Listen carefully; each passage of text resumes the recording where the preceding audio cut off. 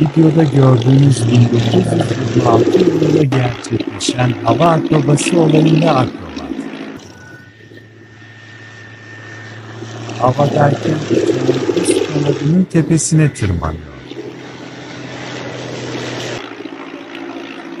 Amerikalı pilot Gleason havada uçakla uçarken sırtına bir stepne takacak ve kazalı uçakla buluşacak.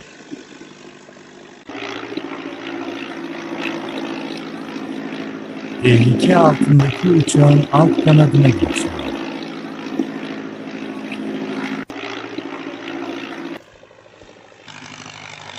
Daha sonra iniş takımına inip tekerleği takıyor.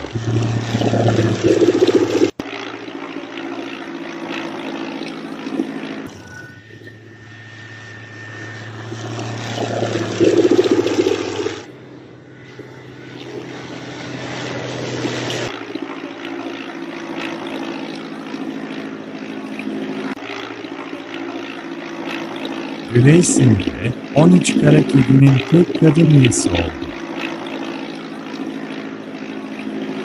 1920'lerde ve 1930'larda hava gösterilerinde sahne aldı.